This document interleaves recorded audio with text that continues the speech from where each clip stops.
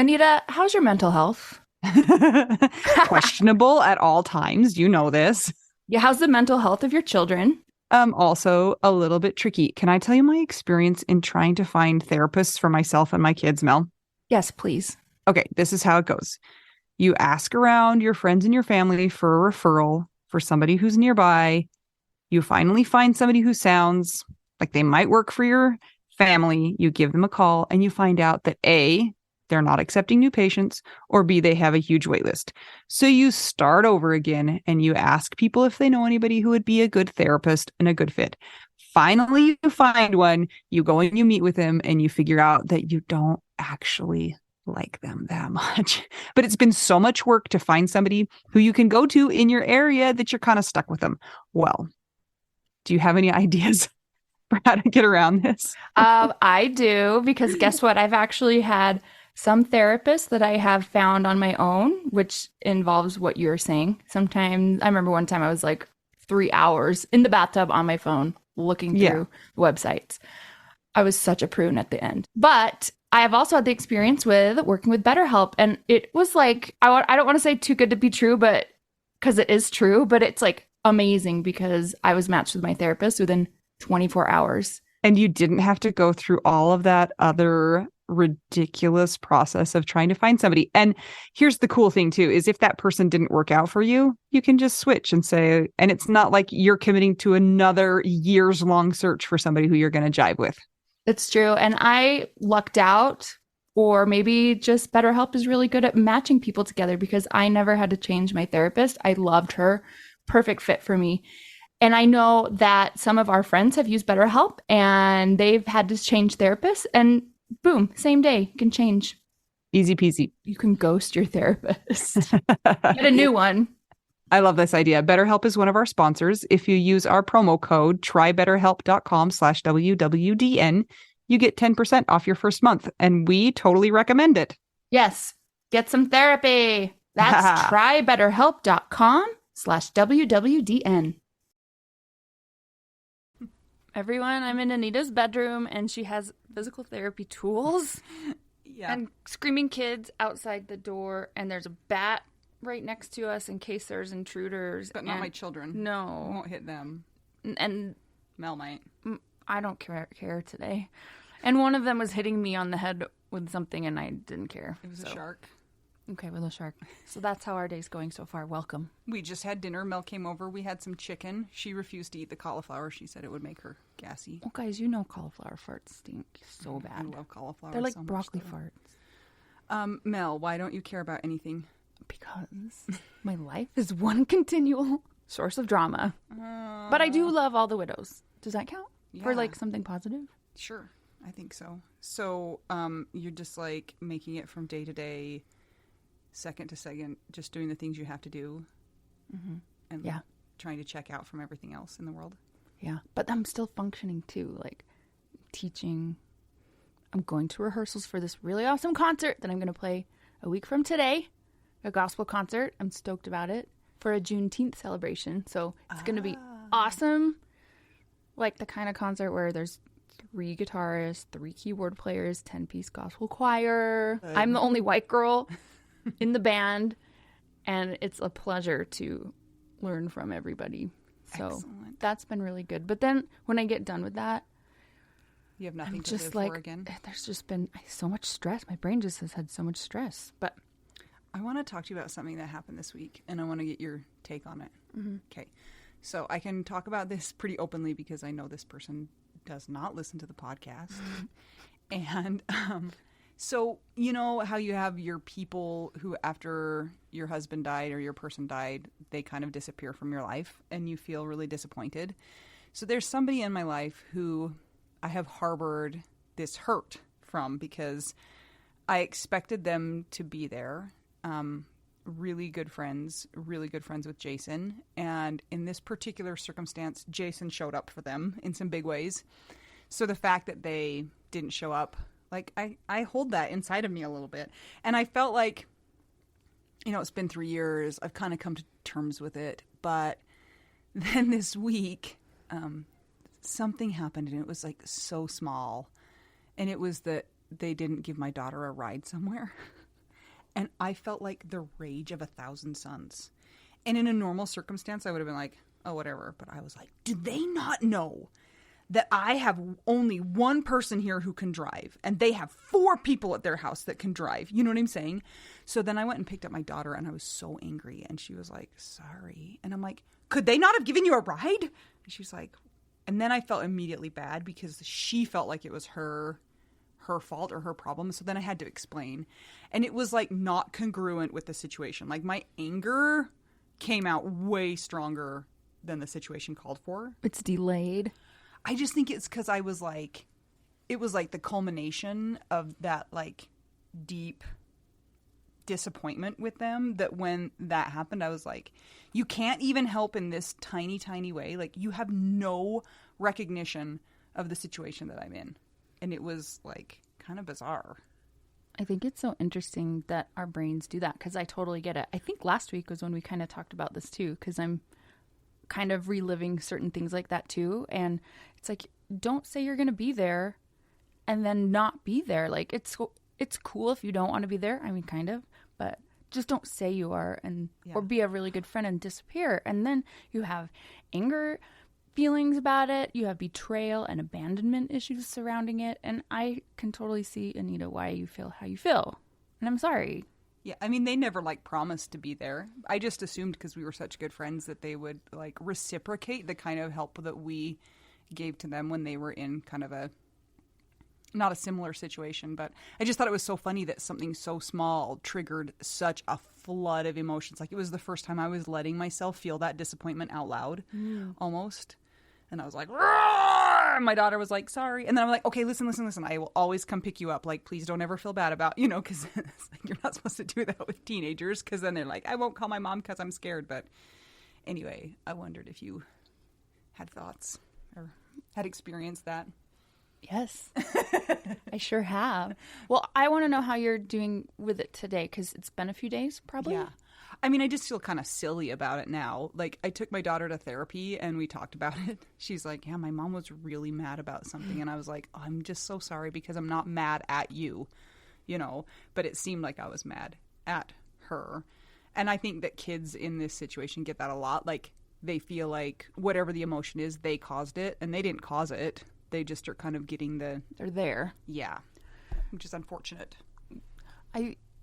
I think about this pretty frequently, actually, because we have peaks and valleys, sometimes extreme peaks and extreme valleys in widowhood and moving through grief. And sometimes we're just not capable of handling what would be a typical sort of a situation like that. Like if they couldn't have given her a ride and the history hadn't have happened, like, who whatever, cares? Nobody cares. But then when we were widows, we're like, I'm bleeding and burning and cut open from inside, and like, don't you see, like, I have I need triage, and you're not helping me, and we take it differently. And so when people are like, well, it's your own responsibility for how you feel, it's like, okay, well, it's true that we are each responsible for our reactions. However, when we're going through deep grief or deep trauma and things like that, it sure is a whole different ballgame than just a benign situation or kind of a mundane everyday life sort of a thing. Like, I feel like sometimes, man, when will this like big wound in my torso ever get sewn up? And well, I feel like yours keeps getting ripped back open, so that's not really fair.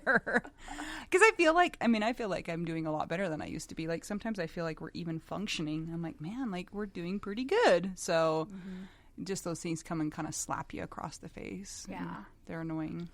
For me, I'll feel like I'm doing a little bit better, and then I'm like, okay, I can see that now I'm kind of on an upward trajectory. And it's been over 4.5 years, and so okay, that would maybe seem to be expected, like not as 2 steps forward, 3 steps back as in the beginning. But man, I tell you, like, when I have those kind of sort of upward trends, they last for 3 days, and then a big life event will come and happen to me. And I'm like, I swear, if I were not me, I would think I'm making this stuff up and that I'm a pathological liar, but it's not, right? You've been watching. Have you submitted a request to just have like an easy little while? Like, Yes. Oh, you have submitted your request? Yeah. Did you fill out the proper forms? I must have not checked the box. Did you pay your fee? Oh, I got to pay my dues. That's what it is. I guess I'm still doing it. It's a $10 million fee, and you have to do it with wire transfer. Okay, well, then I'm doomed. I just feel like, okay, every week it's like, welcome to Mel's Lifetime Movie of the Week. Yeah. In some news this week, right before we recorded this interview, which is a lovely interview, I would like to say Trent is such an amazing human, and it was really a joy to be able to get to know him better and learn about his story. 5 minutes before we interviewed him, my sister came over and said, oh, by the way, I got married last week.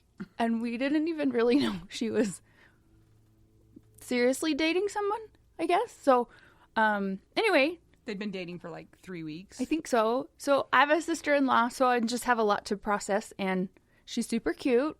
Welcome to the family, CC Shore. They love dogs. They're both dog groomers. So lots of change happening. And I ordered myself a skateboard mini ramp so that I can do my own roller skate practice on it. We're going to put it together. And we're going to put it together the right way, not upside down or backwards. Yeah, I keep having stress dreams that this ramp arrives and we can't do it right. I told Mel I'm super good at IKEA. I'm like, I can follow those little like pictures and we can do it. Good, because I'm not. Well, it's interesting because I'm finding myself now, like, remember last year, Anita, when I was like really struggling and you're like, we need to get you out, like get a bike. And I'm like, okay, I'll get an e-mountain bike so I can go with you. I'm totally there again. Totally there. I feel it. And my meds have been doubled. I think that I've just had too much close personal stress and trauma. And there's a significant amount I've not talked about on the podcast either that's really affecting a lot of this stuff that's too close. And I'm there again. So I've taken care of my meds and, you know, and I'm responsible going to see my doctor, but I still have kind of those passive suicidality feelings. So Anita's going to help me get on the bike again outside, and we're going to do it again because we did it last year and it helped. And I'm sorry that you are stuck with me, Anita. Okay. Because I like doing things in theory. It's just, man, Isn't that everybody? Like, I like it in theory, but then... But I played 5 sports growing up. I was very active, and so it's been hard to get back into it just because of what the last, maybe even more than since my husband died, like probably the last like 15 years have brought to my life. So I have to get back in the swing of things. But you know what? Here I am again. We're here. Anita's going to help me. We're going to ride bikes, and we're going to just, like, I feel like my life keeps getting burned down to the ground, and I'm like, okay, rebuild again. I feel like you need to start rebuilding like a termite mound this time, you know, something that's like really like indestructible. Mel has no feelings about that. She's like, what? Don't termites eat the mound? They would destroy it for me. I think termite mound is made out of termite spit. Gross. I don't know why I said it. I have a plan. I'm going to move to Alaska, and if there's any snow left, which there's probably not because everything's melting, I will just live in an igloo. That'd be cool. Alone. Can we talk about like what I did the other this weekend? Mm-hmm. I signed up for a race and I ran a race. And it was very eventful getting to the race. I thought I was going to miss the race. There was a terrible accident on the freeway. I made it by the skin of my teeth. And then I ran down a canyon, which you guys know I run a lot and I run in the mountains a lot. But this was a half marathon down the canyon. And I got done, and I have never experienced this like I did. I could not walk back to my car. My legs had been just beaten to death. And I was like, I need a person to give me a ride. But guess what? I had no persons. Like, everybody else was like, oh, my husband's coming to pick me up. And I was like, screw you. Anita texted me, and I was playing tennis far away. I couldn't help her. Even if you would have come, I didn't know where I was. I had taken this trail that I thought would take me to the parking lot, but it ended up taking me to some like parking lot that people were paving and was closed. And so I just sat on a park bench and I was like, here I shall die because I can't get to my car.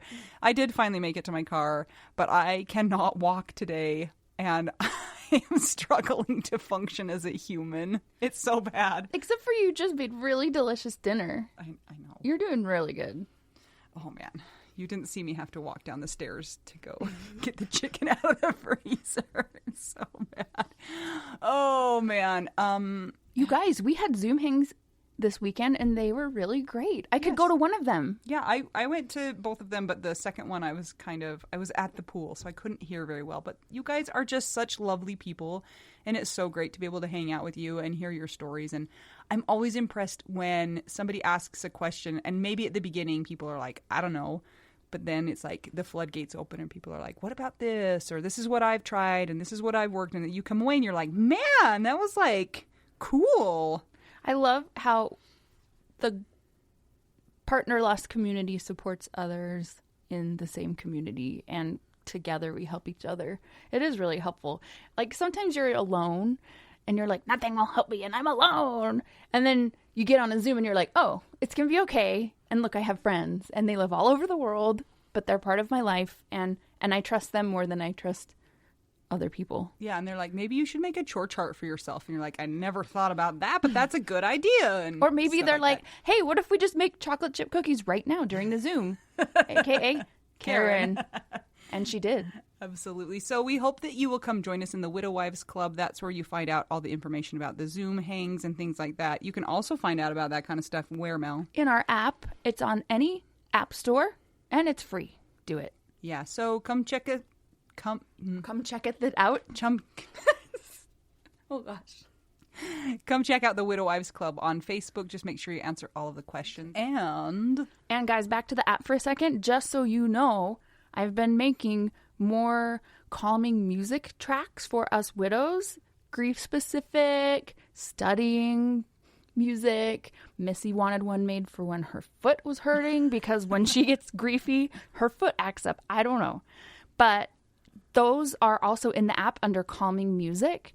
So check it out if you are in need of calming down and breathing. There's sleep music there. There's relaxation music. There's rainfall. There's ocean waves. There's like 22. I don't know. I'm going to make some more tonight. So there's a bunch of tracks for everything that should help at least to calm you down for a short while. So check that out in the app. Everything's in the app. Podcast, everything. What kind of service is this, Mel? Where can they get widow-specific music? Come on, guys. What a service.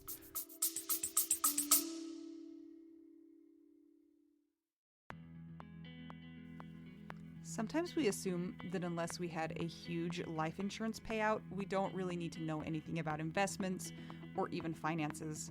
But guess what? A little knowledge of finances is critical for all of us. Maybe your partner was in charge of that stuff, and now you find yourself making all the decisions. Maybe you're mad about that. Maybe I am. Nicole from the He's Gone But the Money's Not podcast is here to help. She tackles financial literacy by telling the stories of women and widows and finance experts, and shares the lessons they've learned as certified financial planners. Whether you know a lot and feel confident in your financial decisions or feel unsure about all of that stuff, there is more to learn. Listen and subscribe to the He's Gone But the Money's Not podcast on all podcast platforms. This ad was paid for by Rockhouse Financial, an SEC-registered investment advisor.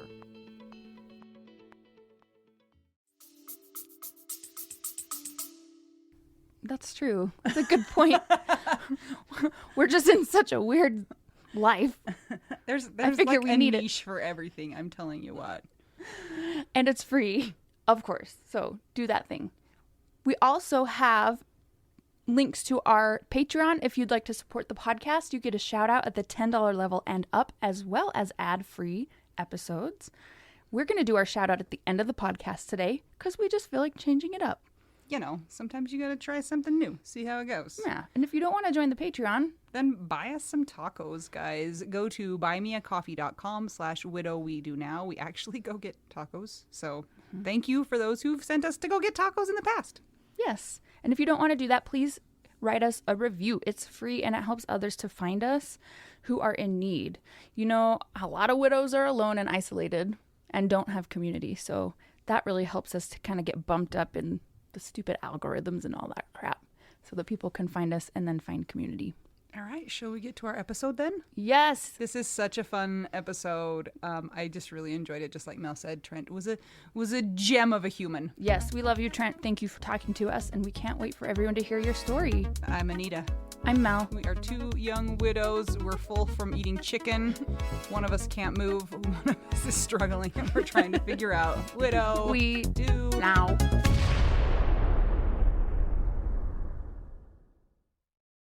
This episode is sponsored by the Misner Family Foundation in memory of Elisabeth Misner. Who do we have here today, Anita? This is Trenton Thompson. We have asked him, and he says he's okay if we call him Trent. So I hope that's still true, or else we're going to sound dumb. Or else we're not friends. Absolutely. You can call me Trent. Welcome, Trent. Thanks for being here with us today. Where are you recording from? I am recording from my home in Denver, Colorado. Oh, you're in our time zone. I am. I'm in your time zone. I'm not too far away. We just need to, get the elephant out of the room right now that there is a baby in the same room as Trent. So he's asleep right now, but there might be baby noises. And how old is Theo? Theo is, actually, he will be 1 month old tomorrow. So this is like a tiny little baby that still doesn't know what life is about yet. Correct. Yeah, he's still figuring a lot of things out. Like hands and eyeballs and how to make all that work. Oh, how to gurgle. Yep. Things like that. Exactly. So let's back up about 47 steps, shall we? We have a great story to tell. I can feel it. So, Trent, you're a widow like us. Otherwise, you wouldn't be our friend. Well, maybe you would, but maybe you wouldn't. I don't know. Would you? Absolutely. And yes, I am an unfortunate member of the Widow Club. We would love to hear about you and your wife and how you met. Will you tell us about her? Absolutely. I would love to tell you about her. So my wife's name is Sara, and she and I actually met on an online dating site in 2015.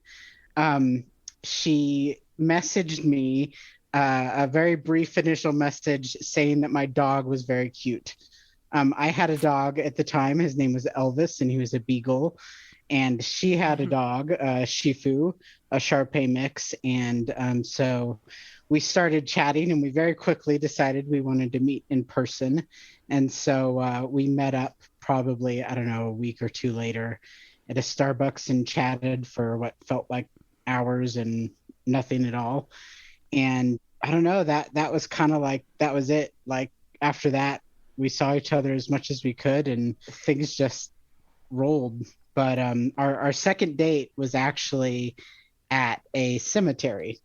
She was going to school at the time, and she was in a class on death and dying. And so an assignment was to go to a cemetery, and she had to make notes, certain observations and whatnot. But I was working full time, and she was going to school and working full time. And so dates were not the easiest thing to squeeze in. And so she invited me to go with her to the cemetery on this class assignment for our second date. And so we went together, and it was a beautiful, I want to say it was November 1st. So it was around the time when people are celebrating the Day of the Dead. And so there was some of that going on. But it was a beautiful day, and we saw this amazing headstone memorializing this juggler couple that traveled the world and juggled. What? Yeah, it was awesome. And we went back to her house and watched the movie Harold and Maude, which is her absolute favorite movie. And so I had never seen it before, and so I think that was a little test that she must have been giving me. But I thoroughly enjoyed it and kissed her goodnight, and that was really it. What year was this? So it was 2015. She was 38, and I was 31, about to turn 32 at the time that we met. Oh, excellent. And are you from the Denver area? Is that where you grew up? I'm a military brat, and so I've lived all over, but I went to high school here in Denver, and I've still got family here, and so I came back here after college, and I really love Colorado. I feel like your union was blessed by a juggling dead couple, which is like the blessing that all of us desire, is it not? Absolutely. Yeah, that was just, that stood out like so much. This just amazing So headstone. weird.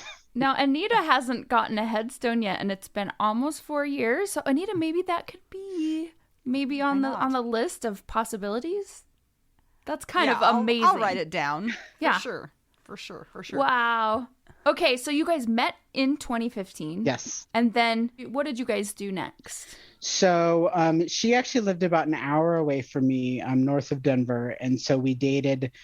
We ended up driving like every weekend. We would spend it together, and one of us would drive to the other person's house, and she would do homework and I would do whatever. And in May of the following year, so May of 2016, I took her on a trip to Fort Lauderdale. And I found out after the fact that this trip is what like convinced her that she knew she was going to marry me, because she called her mom afterwards and told her mom that, because I planned this trip. I reserved this nice hotel room, and we went and visited a turtle sanctuary a little bit north of Fort Lauderdale and spent time on the beach. And she loved it so much. And like, it was just an amazing time. I proposed to her a couple months later that summer. And it was funny because I had originally been planning on doing some like kind of grander proposal, like at a aquarium, or like I wanted to do something really special. But she had been having a really tough time at her work. She was also a full-time student, and she just called me sobbing one day. And that night when she came over, I told her, I'm like, you know what, quit your job, move in with me. You can focus on school. We'll figure it out.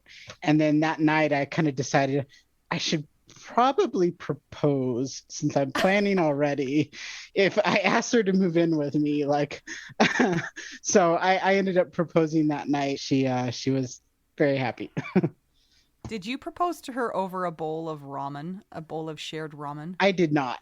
Dang it. I proposed.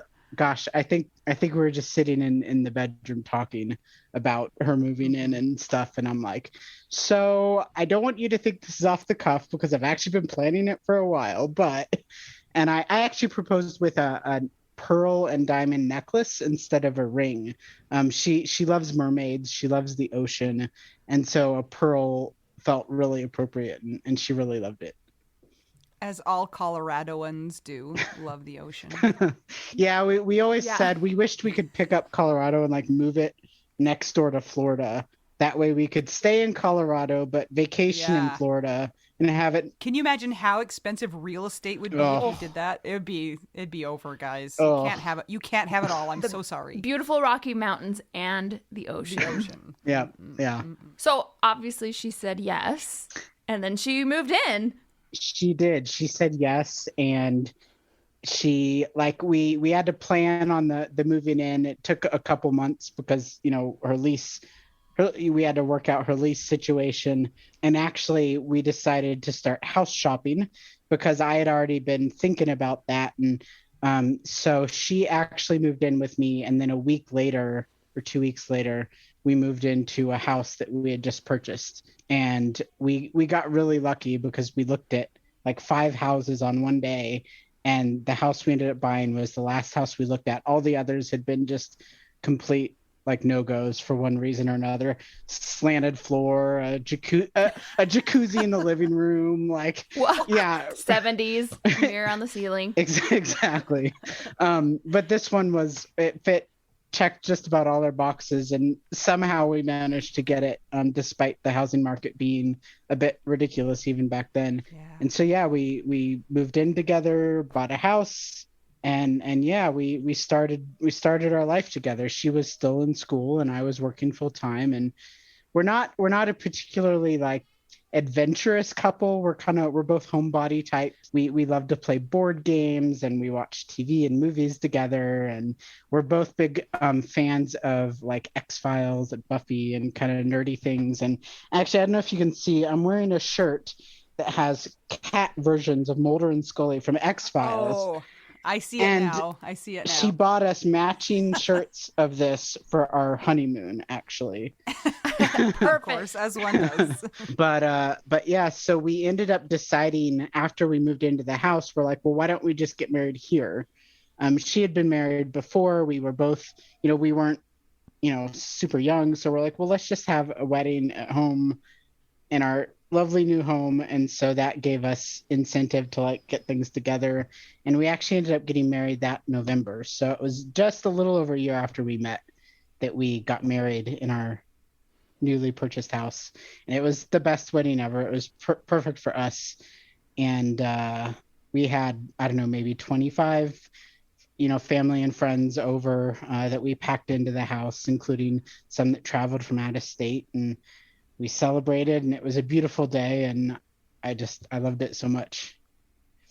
It sounds perfectly lovely, and I'm so glad that you didn't have a jacuzzi in the living room. Nope. To make that a harder wedding. You could have had your nuptials in the jacuzzi. I'm just saying, you guys. We have such great ideas today. I just can't even believe it.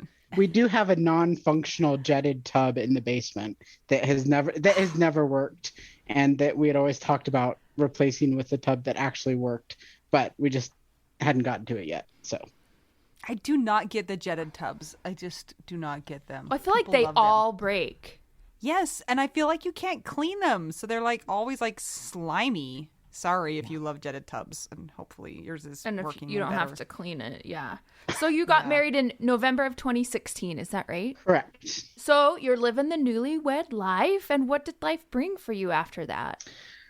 Well, we were busy for a while with just life, work and school. And the following year is when Sara actually finished up her degree. So she technically finished her classes summer of 2017, and she went to the graduation ceremony in the winter, whenever they did the wintertime commencement. We had talked about having a family actually around the time I proposed. We started talking about it, and she had kind of given up on having kids, even though she always wanted to be a mom, because she had unfortunately lost her ovaries when she had another surgery years before I met her. They ended up having to take them out due to some non-cancerous tumors she had that were growing, and that had been really devastating for her at the time.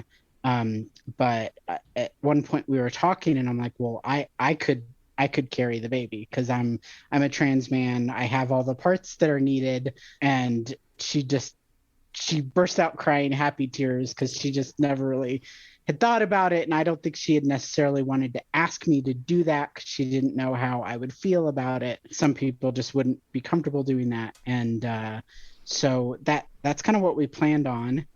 And after she graduated is when we kind of started talking about things, and it turned out I had not been managing my thyroid issues very well, and so I had to get that back on track before we could really start trying, because that can impact getting pregnant. And okay, Trent, this is not the typical way your family gets started, so we're gonna have to have questions. Okay. So Trent, you mentioned you're a trans man. Yes. So how common is it for trans men to carry children? Well, I am not a I don't know what the word is. I don't know. Statistician. Yeah, that word. I don't know the numbers, but I think it's probably more common than a lot of people realize. I'm in groups online, and I have multiple friends in real life who are like me and have carried children. And in some cases, people have children before they transition, and in other cases, they choose to have children after they transition. I was on hormones for multiple years, but then I had to stop the hormones and kind of let things settle, and then I was able to get pregnant. So what age did you transition? It was in 2010. So I'd have to do the math. Okay. Late 20s. Well, a pretty long time ago. Yeah. So when that happens, you start taking drugs, right? Drugs. Like meth, cocaine. Not those kinds of drugs. Hormone type drugs. And I didn't realize that those were necessarily reversible, that the changes that those caused would be something that could, like, you could just stop taking them and then you'd be able to have a baby. Yeah. So first I'll say that not everyone chooses to take hormones when they transition. It's absolutely valid and perfectly wonderful for people who choose to transition without, doing any sort of medical intervention. But for me, I did want to take testosterone. I wanted the facial hair. I wanted a little bit of a deeper voice, and really I needed the testosterone to make that happen. And so I did start taking that in 2010. To be honest, I wasn't ever good about like staying really on that quite as regularly as I was supposed to be, just because I really hate needles and injecting myself, and that's no fun.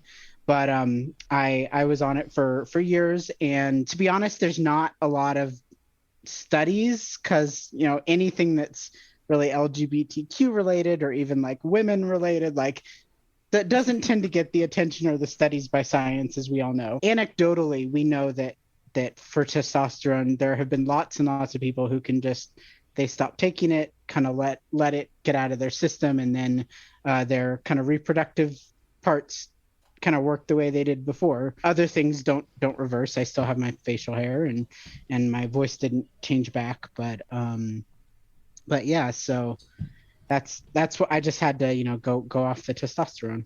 Forgive my ignorance in this question, but are there some trans men who choose or are able to get approved to have hysterectomies or get the goods taken out?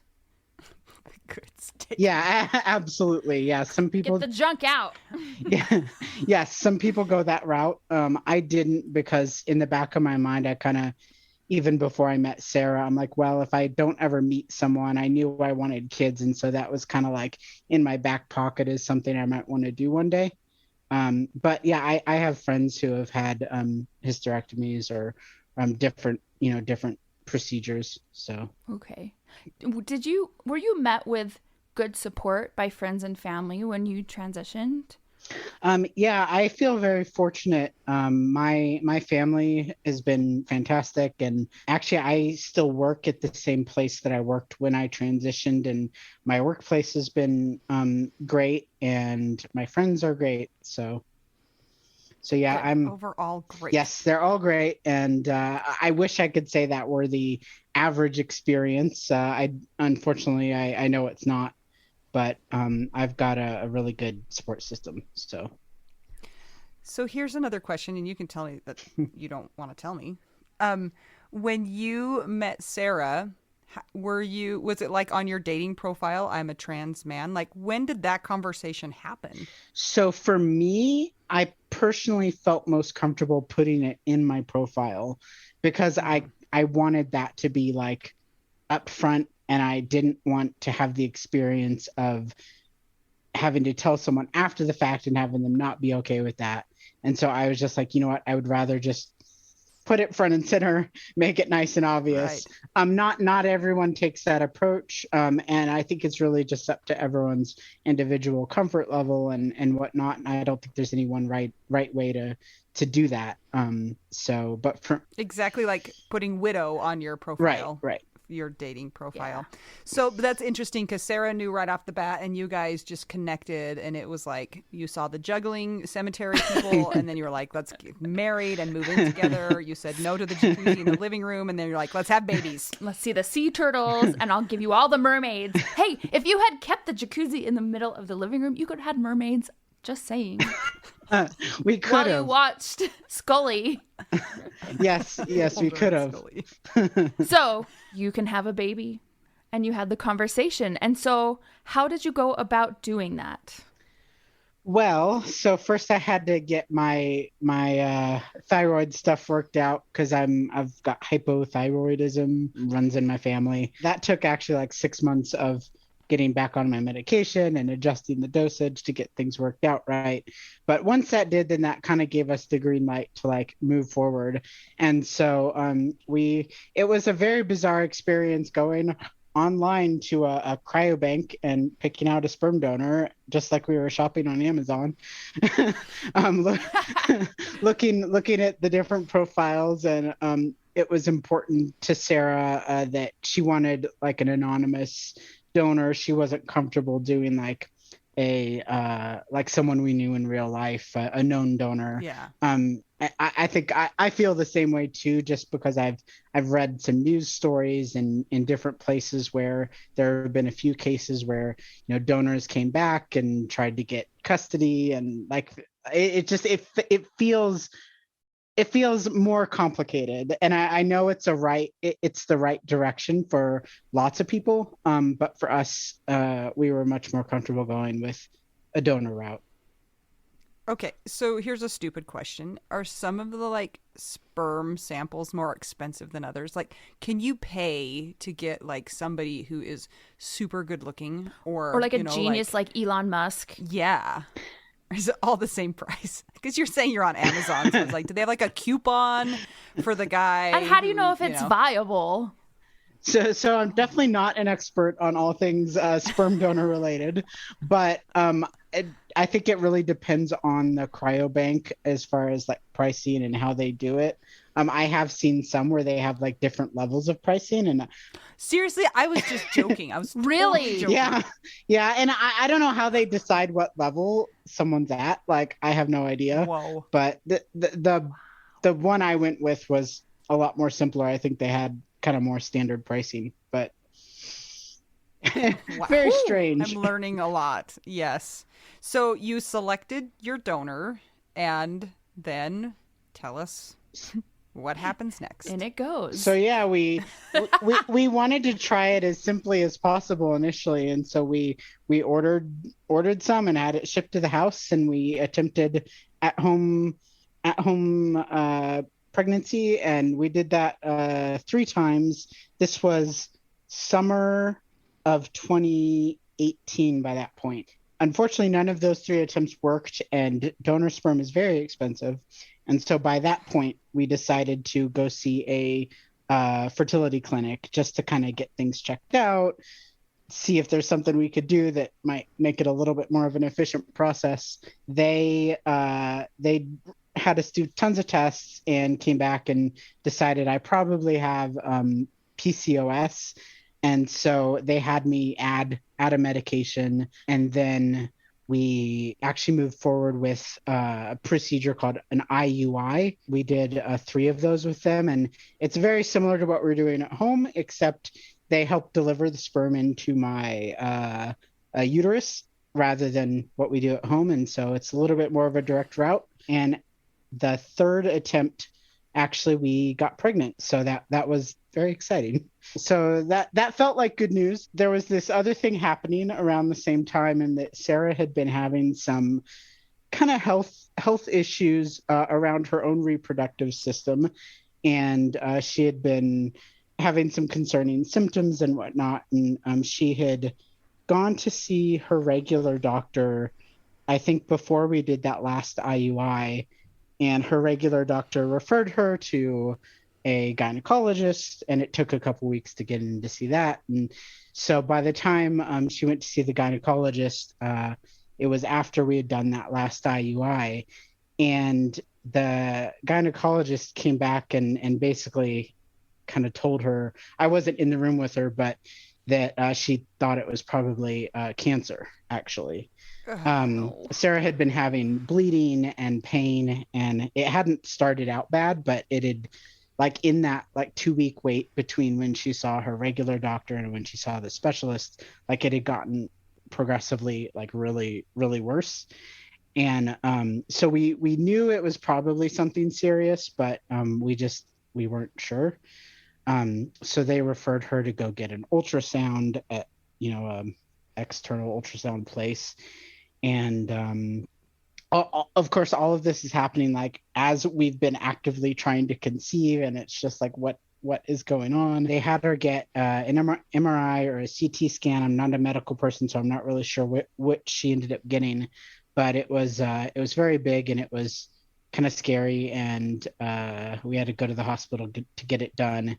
And the specialist that she had seen, the gynecologist, called her, I want to say like on Sunday, like after the results had come in, to basically say, okay, you need to see a reproductive oncologist or a gynecologic oncologist as soon as possible. I'm working to get you in this week. And so that, I want to say like 3 or 4 days later is when we saw her. It turned out that she had endometrial cancer. It was stage 4 when we found it. It had already spread to her lungs and her lymph nodes. So we found this out, like we had gotten the call. So that Sunday when they had called her with the MRI results, that was 2 days after we'd gotten our positive pregnancy test. And so this was like, our heads were spinning just so much. So we immediately called like some of our family and a few select friends and actually gave them both pieces of news. It was earlier than is typical to announce pregnancies, but we're like, okay, these people need to know the whole story so that they can support us. So we kind of immediately dove into cancer treatments. She had a fantastic oncology team. I really liked her doctor, and we had actually told him, about the pregnancy, so they kind of knew what was going on. And also because Sara had concerns about, going through chemo and exposure on my side and kind of that sort of thing. And so she had to go in for chemo every 3 weeks. And initially we were going to do 3 sessions of that. And then she had a fantastic response. Like things shrunk and things looked good. And so they're like, okay, well, let's do 3 more sessions. And then we'll hopefully be able to just do hysterectomy and take out your uterus and then, zap all of this. And so things were looking okay. Things took another turn in August of that year. So I was about 19 and a half weeks pregnant, and I noticed I was having some cramping one day. And I thought it was just like digestive system stuff. And so I didn't think much of it at first. And then towards the end of that day, I'm like, you know what, this is not going away. This seems to be like getting worse. So I called the nurse and they're like, yeah, you should probably go to the hospital. I went into the hospital. I was in labor at 19 and a half weeks. Oh, man. Yeah. And unfortunately, by the time we really understood what was going on, like a couple hours after I had been admitted to the hospital, my water broke. And kind of once that happens, when you're that early, there's really nothing you can do. Technically, they kind of said, well, you could kind of hold on and, see if we could stop things, and you could talk to the specialist tomorrow. But anything we did at that point would have involved like me being hospitalized for extended periods of time. It would have put my health at risk. This was not something that we could do, at that point, with me helping take care of Sara. And when I was taking her to all her appointments, and it just, so I delivered our son, George Daniel, and we got to hold him and see him. And he was stillborn when he was delivered. I think just the delivery process, they weren't monitoring everything, but we did see him on an ultrasound before all of that happened, when I was first admitted, and he was moving around and he was great and he looked good, which kind of made all of this even more heartbreaking. But I'm grateful for that little bit of time we did have with him. Trent, I'm so sorry. That is such a huge loss. And at the same time, Sara's cancer. Yeah. How were you managing? I mean, were you just in survival mode? I was, yeah, that was it. I was in survival mode. I was still working, also working full time at the time. And I don't know, you just do what you have to do sometimes. And I did take 2 weeks off work after I delivered George, and, so that I could heal and deal with stuff and whatnot. We didn't take a lot of time at that point to really process what happened. I mean, we talked about it and we cried together and things like that. But I think with her and her cancer, like we couldn't fully like process George's loss kind of with everything else going on. So when you lost George, was Sarah's prognosis? Like, she was responding really well to the chemo, so everything was like looking like a good trajectory in that sense, right? Am I understanding that correctly? Yes, it seemed to be looking really good at that point. So it was like this really tough battle you were in, but you're like, oh, there's hope, George, we don't have George, but we're going to, Sarah's going to be fine. And of course you can't take the time to properly grieve. I mean, like, it's like grieving in a war zone, right? You're still neck deep in cancer treatment and all of the stuff that goes along with that. Yeah, it was really challenging, and to make things even more fun, I got a call when No, Don't tell us any more bad things. No more. No, this stays okay, but I got a call when I was out on leave from the head of our department and from HR saying that they were reorganizing my department at work. My position was being eliminated, but that they were offering me a new position that they created for me because they valued me as an employee and wanted to keep me. And I could either take that or I could take a severance package. And I'm sitting here going, my wife is actively going through cancer treatment. This is not a time to be looking for a new job. I think I'll take the position. Ooh, were you given the job of Minister of Magic? I wish. What do you do? I'm an accounting manager for a real estate company, actually. It's not a particularly exciting job for most people, but I'm good at it and I enjoy it. We're glad that you had a job and that they created a position for you. That shows how awesome Trent is. Just saying, guys, this is our friend. Hello. So, okay, so you get the new job with the same company. Yep. You continue. Yep. And then how does Sara start doing? Actually, it was like just after I went back to work, early September, she had called me one day and she was like, I just fell. And I'm like, you fell? Because she hadn't been having, other than just needing to take it slow, like she hadn't really been having mobility issues or anything. And so she had fallen and I went to see her. I told my boss, hey, I need to go home. Something's going on. And she had been having, it's a little fuzzy now, but I feel like she had been getting dizzy or something like that. But we ended up getting her checked out and they found that the cancer had metastasized to her brain. And yeah, so this was like a big punch after it seemed like she had been reacting so well to the chemotherapy. I guess that particular type of chemo doesn't like cross the blood-brain barrier that well. And so I don't know if it had been in her brain all along or if it had spread after we had already caught it. Like, I don't know. But it was in her brain and there were lots of little mets in her brain. I want to say they found like 8 or 9 spots in her brain. And so she was hospitalized again. This was her second hospitalization at that point. And she was in the hospital for like almost 2 weeks.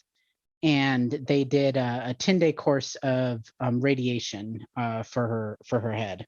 And so they did that and they sent her home and they're like, okay, well, we'll do another scan in a couple weeks, see how things are going. If they're looking good, then we'll do the hysterectomy. Did the scan, things are looking good. She responded well to the radiation. So they did the hysterectomy and that was early October. The hysterectomy went fine. They did it laparoscopically.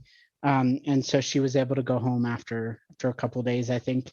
And she was complaining about her arms and legs being weak. They didn't feel right. And so we just figured this was, side effects of the surgery and of kind of radiation, everything she's been through. But we went home and over the next 2 weeks, things just progressively got worse. Like it got to the point where she was having trouble getting around, having trouble getting up.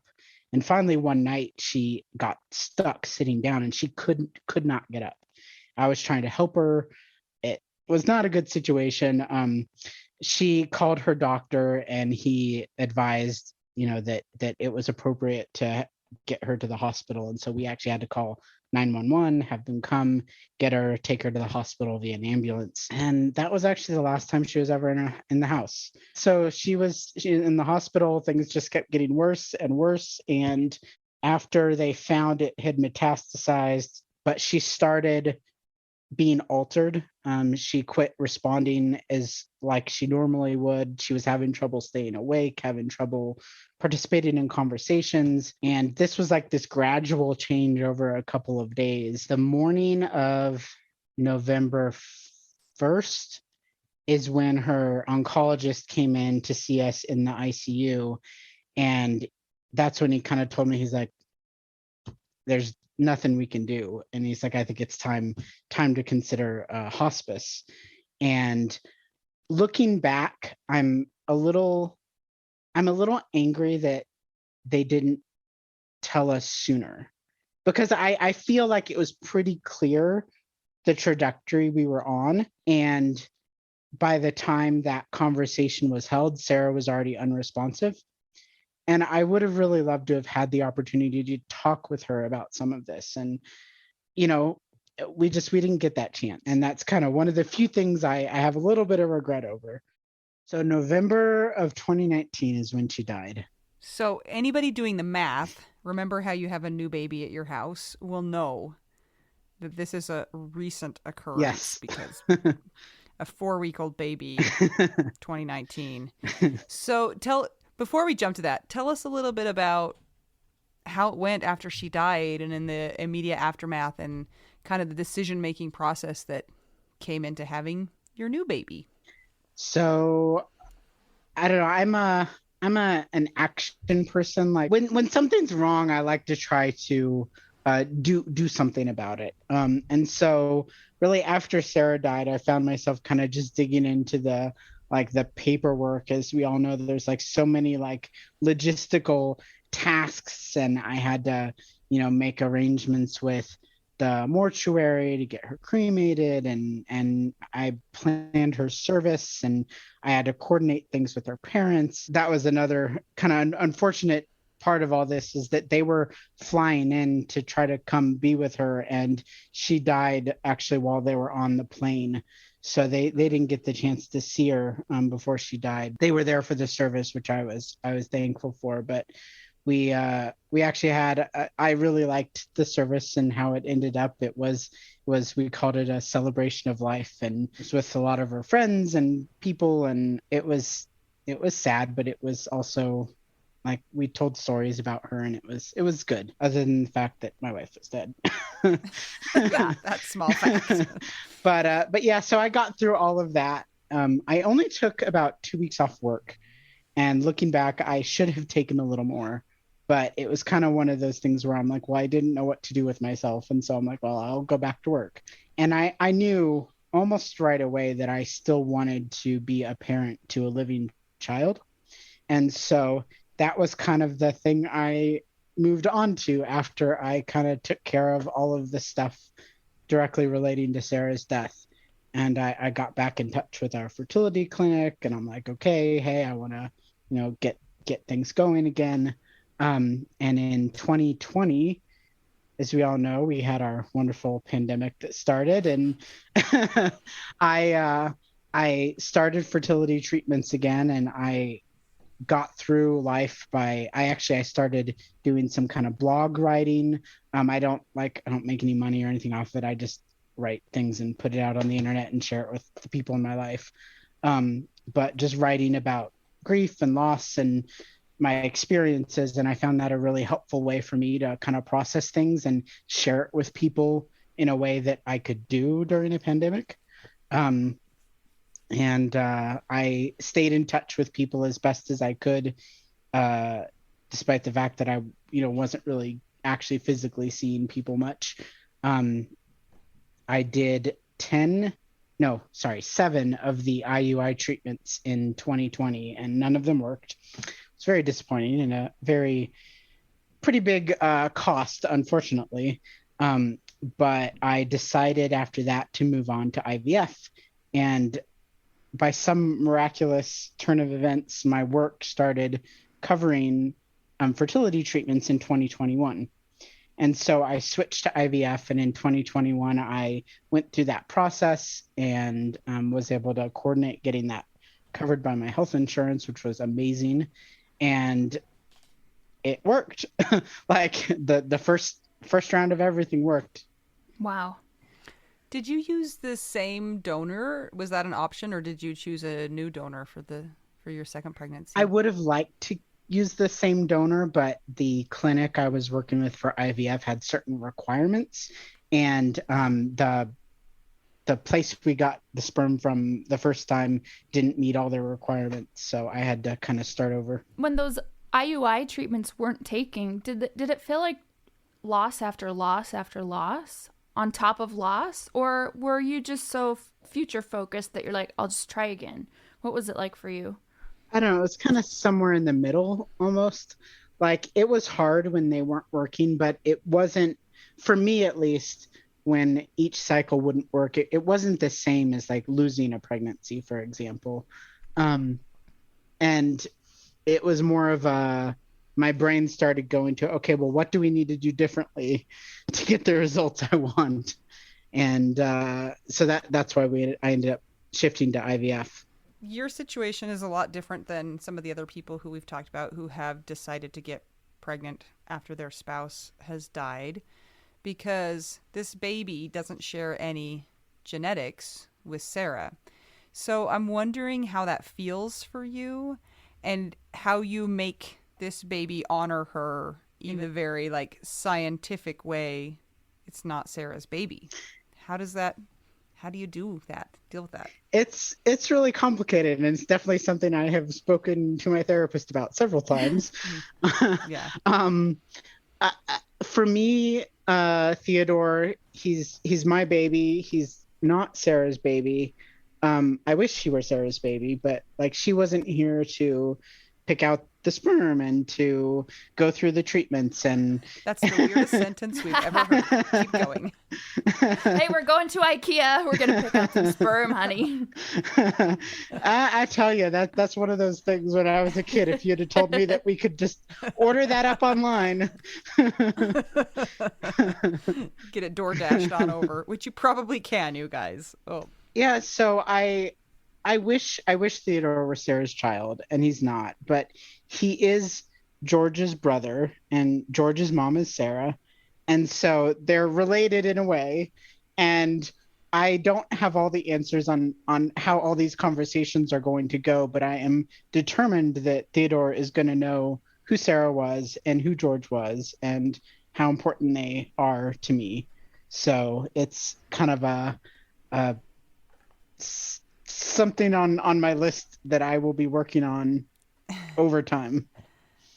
Yeah. What's it like grieving Sara, being a person who is forward focused and action oriented and problem solving, and having a new baby that's 4 weeks old? That's a lot. Are you okay? Oh, it depends on the day. What are some of the struggles that you're dealing with? The other day, like I've had days where I really wish Sara were here. Like she was so excited to be a mom, and I hate that I am experiencing parenthood of a living child without her, because she would love this. And so I've had days where it was just, I would be holding Theodore and I would be crying and I would be looking at him, and like I would be happy, but I would be sad too. So I've had those days. Some of my struggles are more mundane, just having a kid that wakes up every 2 to 3 hours who needs fed, and the lack of sleep. But I think for me, with my grief over Sara and my grief over George, the one thing that's helped is I have consistently allowed myself to feel it and honor it and recognize it ever since these events happened. And so by giving space to those feelings, it allows me to move through it in a way that feels manageable. That is a very astute observation and introspective and knowledgeable about yourself. So good job. Because sometimes having those big feelings and those big life situations, it's just easier to just go be a puddle and to try and resist it, or to try and run away, or to deny it. And it's hard, man. So what is something that you would like the world to know? If you could give the widow world some advice, what would that be? I would say that if you can identify, even if it's just one person in your life who will just when you're having a hard day and you're having those feelings, we'll just sit with you and be with you and like say, yeah, this really sucks. Like that's what's helped me the most is having people in my life who acknowledge things without necessarily trying to fix them or without being uncomfortable with the fact that things suck so much. Our culture is one that does not handle grief particularly well and likes to hurry it along and say, okay, it's been a year. Aren't you all better now? And so having people in your life who can sit with your grief, no matter how far out you are from the loss, I think is really helpful. Wise. I think you're onto something there. Yes, the wise sage. Well, and we want to thank you for sharing your story, because not only is widowhood not something that's talked about a lot, also trans issues are not things that are talked a lot about.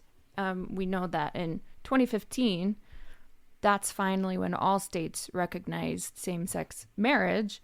And so as society goes along and the years go along, people are being able to be presented to the world in a more safe way. And there's always the element of safety for people who are in marginalized communities. So we want to thank you for being confident and feel safe enough with us to share your story, because we know that you've gone through a lot of the same stuff that we have, and you've gone through a whole lot more too years before that. So thank you so much, Trent. We are blessed to consider you a friend and are so grateful that you told your story. I'm tickled that you guys wanted to talk with me, so I'm happy to be on here.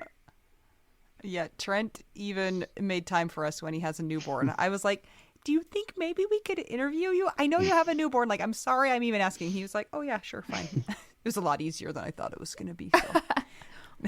Thank you, Trent. We have one final question. What is your favorite cheese, Trent? So it's funny. I was thinking about this, and initially my answer was going to be goat cheese, because I love all sorts of goat cheese. But then the other day I had this Brazilian cheese bread. I don't know if you've ever had this. Oh, pound de queijo. Yeah. But so a friend gave me some with her after delivery food she gave me, and it's frozen, and I just pop it in the oven and cook it, and it was amazing. Good. It was very tasty. Bread and cheese like all rolled into one, and yeah, I don't know how you could beat that. Now I want to go eat some of those, because those are delicious. I know, me too. Let's do it. Delicious. Oh, so yum, yum, yum. Well, thank you so much for joining us today, Trent. I hope everybody listening has just loved to hear your story. It's so interesting. It's a different perspective, and I think it's always good to get a little different perspective outside of the one that you have experienced yourself. So thank you for joining us today. Remember to check out the Widow Wives Club. It's our private online Facebook group. You have to answer all the questions, and don't get mad at us that we make you prove that you belong. We're just trying to protect the people in there from scammers. Boo. And if you want to keep the podcast going, consider checking out our Patreon. It's patreon.com/WWDN. If you'd like to buy us tacos, go to buymeacoffee.com/widowwedonoww. And until we talk to you again, I'm Anita. I'm Mel. I'm Trent. And we are two young widows and a widower who it all started with some juggling cemetery headstone. I want to see and we're it. all just want to try and figure out widow. We do now. All right, we're gonna start with our secret dead husband, and to her we say,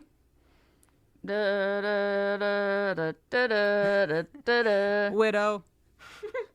Constance Dahlbeck, David Kelly, Don Satterwhite, Gail Bell, Ivan the Misner, Kat, Krista Waite, Maya Glasser, Sam Finlayson, Amber Vela, Amy Hartman Martell, Amy Neal, Amy Sack, Ashley Hahn, Barbara Schneeberger, Brittany Pedro, Chris Steffen, Christina Shiflett, Cindy Wilkerson, Danielle Catterberg, not a Debbie Downer, Dennis Brazo, Jean Marie Massey, Jenny Taylor, Jennifer Beal, Jennifer Brown, Jennifer E. Hessel, Jenny Wang, Carol Schultz, Kelly Ford, Kirsten Stromberg Clausen, Laura Aguirre Penner, Lauren Old, Leslie Webb, Lou Clausen, Marie Hoffman, M.K. Anderson, Patricia Wiest, Rachel Barbosa, Sarah Morris, the Sylvia, Taylor Snyder, the Karen Cookie Maker, Cornejo, Karen Karen Cookie Maker Cornejo, yeah, Vicky Spit, Anna Tracy, Christina Scambato, Christine Anderson, Sydney Raynaud, Dawn Barber, Debbie Fells, Deborah Westwood, Diana Becker, Emily Toledo, Eric Vandermeulen, Erin Pozick, Gabe Lozano, Gia Benoit, Gina Haas, Ian Sini, Ileana Bell, Jackie, Jane, Jenny Armstrong, Jenny Barrow, Jocelyn Milo, Judy Malkin, Julie Stevenson, Karina Jacobo, Kathy Murray, Katie Radcliffe, Kara Scara, Kevin Ferry, Chris Morgan, Lara Bradbury, Laura Keeley, Lindsay Canapa, Lori Farrington, Marjorie Lewis, Mary McGowan, Megan Montague, Melissa Bowers, Melissa Hancock, Missy, our daughter Schubert, Peter Rukavina, Becky Zebra, Robin Flam, Sarah Kennedy, Stacey Saywert, Sunshine Haven, Tammy Terravest, Tara Wallace Val Packer, is back in Utah for me. and finally we have Emergency extraction specialist Wendy. I'll tell you the story after. Okay. Thank you to everybody who supports us on Patreon. We cannot thank you enough for making the podcast be possible for all the widows of the world. This is my favorite thing to discuss with you. Tell me, what is it? One of my favorite things. I do enjoy tacos and cheese and dogs. This is about how you cannot pay hundreds and hundreds of dollars for a phone plan, especially when you're a widow, your person is dead, you might have kids, you might need another option, and you just want your phone to work, you want unlimited texting and service, and you want it to be like $25 a month. It blows my mind that they have plans that start at $15 a month. That is so cheap. And the cool thing is it uses other 5G networks, and so you don't have to pay extra for that, and you still get great service. Yep, Anita and I have traveled all over, and I have used my phone. So I highly recommend it, and my mom's even on it. When my dad died, we put his phone down to the cheapest plan, which is $15 a month. And I think my mom's on the $20 a month plan, and it's so worth it. It's so much cheaper than what we were all paying before. So I highly recommend it if you're on a budget or not. Who cares? Ryan Reynolds is in charge of the company, and they send you free stickers with Ryan Reynolds temporary tattoos. It's kind of the best. So if somebody wants to sign up, what can they do, Anita? Go to trymintmobile.com/WWDN. Seriously, you guys. Such a great idea. Save yourself some money. And if you're worried about losing data or having any changes with your phone, not going to happen. They walk you through it. Everything's fine. It's the easiest process of all time. Again, that's trymintmobile.com/WWDN.